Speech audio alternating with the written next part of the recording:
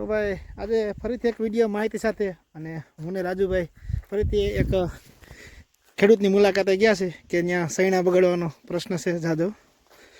તો સલાહ સૂચન કે કઈ દવા છાંટવી જોઈએ, ક્યારે શું કરવું જોઈએ અને કયો રોગ છે તેના વિશે જાણીએ.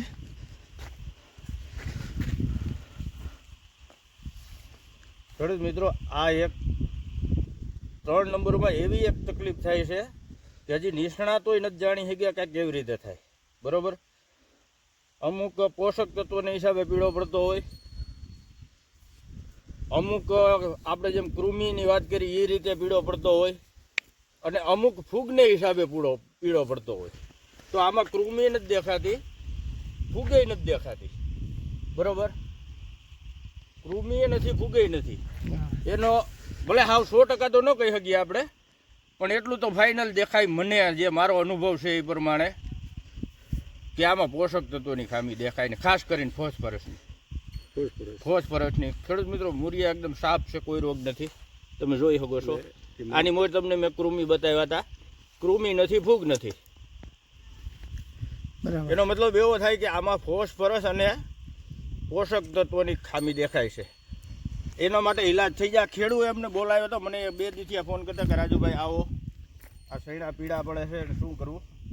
3 નંબર છે એટલે થોડુંક મુશ્કેલ હોય, પણ નહીં થઈ જાય, હવામાન સારું છે. ભાઈને આપણે દવાનું બતાવી દો, અને તમારે કોઈ પણ હોય તો તમને પણ દવાનું કરી દો. આ રીતે સૈણા થતા હોય ને મૂળિયામાં કોઈ રોગ ન હોય તો આપણે જેમ આગલા વિડીયો કીધું એમ જ, એક તો ફોસ્ફરસ વધારે જરૂર પડે એટલે 1261, જે 12% નાઇટ્રોજન આવે ને 61% ફોસ્ફરસ આવે, અને મિક્સ માઇક્રો ન્યુટ્રિએન્ટ ગ્રેડ 4 છાંટવાનું છે. એ લખીને આપી દેવા આગળ આપણે. બરોબર, અને હુમિક આપવાનું છે. મૂળ નથી વિકાસ થતો આમાં.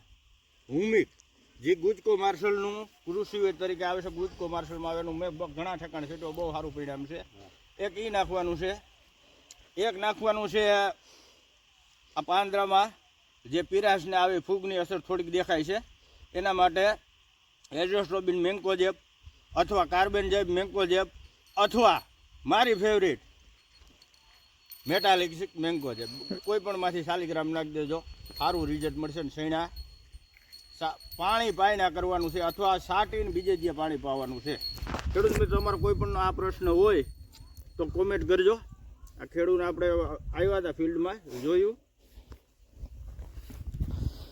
સારાથી નાખી ગયા, સારા, બહુ વાંધો નથી. તો હાલમાં ભાઈ ગાંગેચામાં અમુક ખેડૂતને પ્રશ્ન હોય છે, તો ત્યાં જ ફિલ્ડમાં જઈ અને ખેડૂતને માહિતી આપી છે કે ભાઈ કયો રોગ છે અને એ દવાનો ઉપયોગ કરવો જોઈએ અને કેટલો કરવો જોઈએ. જો તમારે પણ કોઈ પાકમાં અથવા કોઈ પણ જગ્યાએ કોઈ પણ વિશે માહિતી જોતી હોય તો કોમેન્ટ કરી દેજો, અને તમને સંપૂર્ણ માહિતી આપશું. અને હજી પણ આગળ બીજા ખેતરમાં જઈએ ત્યાં પણ રોગ વિશે જાણીએ. જો ખેડૂત મિત્રો, આ હુકારાનું મેન કારણ જમીનજન્ય ફૂગ. આપણે આ પાણી પાયું ને પછી આને તકલીફ વધશે, પછી આપણે દવા છાંટીએ, અને દવા છાંટીને પાણી પાવું ને એટલે ધીરે ધીરે તકલીફ બંધ થતી છે ને આપણે પાણી પાવું એટલે વધારે યોગ્ય મને એ લાગે. યારો છે ને ભાઈ, જો પાણી રડી જ જતું હોય ને તો 200-250 ફૂટનો ક્યારો હોવો જોઈએ. પાણી ભરાતું હાલતું હોય તો વધીને 150 ફૂટનો જ ક્યારો હોવો જોઈએ. યાદ રાખવાનું. હવે શું કામ છે, સૈણા જેટલું પાણી ઓછું રહે ને એટલા સૈણા સારા થાય. જો હું હરું એટલે 700-800 ફૂટ ક્યારો થઈ જાય ને. અને તમે યાદ રાખજો કે તમે છે ને 50% એકાદો ક્યારો કોરો એમાં જોજો માલ. હજુ આ દવા આપણે મારેલી છે પેલા. આ શું છે ખબર છે તને? મેં આગળ વાત કરી મેટાલિક્સિક મેન્કોજેબ. જો આમાં શું છે, એમાં 8% આવે, આમાં 4% જ છે. બરોબર, દવા સારી જ છે, એવું કઈ વાંધો નથી. બરોબર, કેનું છે આ? માળીએ માઇક્રો ન્યુટ્રિએન્ટ છે. બરોબર, આ એવું કઈ છે નહીં, પણ થોડુંક આમાં હુમિક જોઈએ આપણે એટલું. આનું શું લીધું હતું? 400 રૂપિયા. આ વસ્તુ વધારે અસર કેમ કરે ખબર છે તને? પાણી હારે પાય તો બરોબર. પણ પાવામાં ઘણી વાર શું છે એમાં આપણું બેલેન્સ ન જાળવી રહીએ, હુકામનું જાળવી આગળ વધારે ઉતરે. માંડવીમાં સ્પ્રે કર્યો હતો હમ. બરોબર, બાકી હું ગમે એ વસ્તુમાં પાઉં છું. વાંધો નહીં, બરોબર. જો ન પાવું હોય તો પોપે 40 અથવા 50 ગ્રામ નાખી દેવાનું છે. રેડી? આ વસ્તુ બહુ સારી છે. ક્યાંથી મૂકી તું? ઓનલાઈન મંગવું. હા નહીં, સારું જ છે વસ્તુ, બરોબર. હું એક સાથમાં બીજા એસિડ પણ આપ્યા, સારું. આને ઉરિયા નથી આપવાનું હો. હા, જો તારે આપવું જ હોય તો ઝીંક 14% અને સલ્ફર આવે છે, એ ધૂળમાં ભેળવી અને નાખી દઈને પછી પાણી પાઈ દે, જબરજસ્ત રિઝલ્ટ આવશે. ચણામાં પીડાશ, જે પોષક તત્વો જે ઘટે બધું આવી જશે. પહેલાં આપણે રાખવાનું છે એઝોસ્ટ્રોબિન મેન્કોજેબ, મેન્કોજેબ 40 ગ્રામ નાખવાનું છે. એની ગ્રીનરી સારી આવશે, બધું આવશે, અને ફૂગનાશકે સારું છે.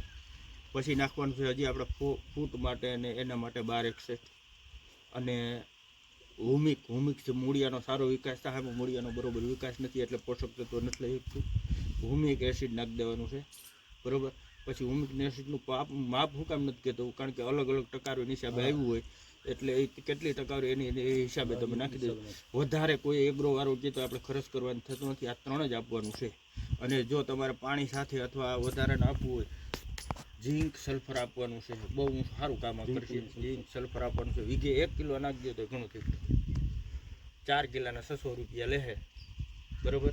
ઘણી કંપની બનાવે, કોઈ એવું નંબરે કે આ કંપનીનું લેજે. સારી કંપનીનું લઈ વીઘે 1 કિલોથી 1.25 કિલો ઝીંક સલ્ફર આપીને પછી પાણી પાવાનું છે. દવા છાંટી કાલ છાંટો તો 1 દિવસમાં દવા દઈ પછી પાણી પાવાનું છે. તો આ હતી ભાઈ આજની માહિતી કે એક ખેડૂત ભાઈને ભાઈ ગામમાં પ્રશ્ન હતો કે ચણામાં પીળાશ દેખાતી હતી, કે ભાઈ કયો રોગ છે, શું છે, એના વિશે માહિતી આપી દીધી છે. ચાલો, તો વિડીયો ગમ્યો હોય તો સબસ્ક્રાઈબ કરી દેજો. મળીએ છે પાછા બીજા વિડીયોમાં માહિતી સાથે. અત્યારે બધાને જય માતાજી.